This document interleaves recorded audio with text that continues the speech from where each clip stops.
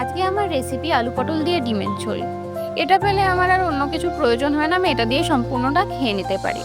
আমরা যারা মেসে থাকি তাদের জন্য আলাদা আলাদা করে সবজি বা ডিম আলাদা করে রান্না করা পসিবল হয় না, তাদের জন্য এই রেসিপি। প্রথমে কড়াইয়ে তেল গরম করতে দিয়ে তাতে নুন হলুদ দিয়ে সেদ্ধ করে রাখা ডিমগুলো একে একে দিয়ে লাল লাল করে ভেজে তুলে রাখতে হবে। ডিমগুলো ভাজা হয়ে গেলে একে একে তুলে নিয়ে ওই তেলে আমরা আলুগুলো দিয়ে ভালো করে ভেজে নেব। আলুগুলো লাল লাল করে ভাজা হলে তুলে নেব। তারপর ওই একই তেলে কেটে রাখা পটলগুলো দিয়ে দেবো। পটলে সেমভাবে নুন হলুদ দিয়ে ভালো মতো ভেজে একে একে তুলে রাখতে হবে।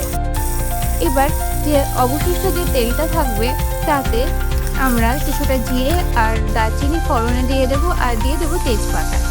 এবার দেবো স্বাদ মতো চিনি। চিনিটা এই সময় দিলে রঙটাও ভালো আসে আর স্বাদটাও খুব ভালো হয়। এবার দিয়ে ভালো করে মিশিয়ে নিয়ে ব্লেন্ড করে রাখা একটা মশলা দেবো। এতে আছে পেঁয়াজ, টমেটো আর কাঁচা লঙ্কা। তারপর গুঁড়ো মশলা, হলুদ আর কাশ্মীরি রেড চিলি পাউডার দিয়ে দেবো। এবার দেবো রেডিমেড আদা রসুনের পেস্ট।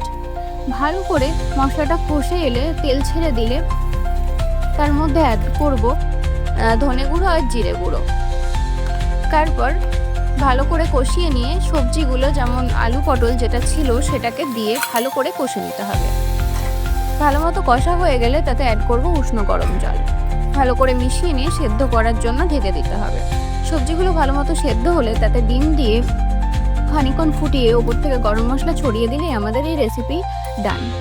দারুণ এই টেস্টি রেসিপিটি তোমরাও ট্রাই করে দেখো, আর রেসিপিটি কেমন লাগলো আমাকে কমেন্ট করে জানিও। টাটা।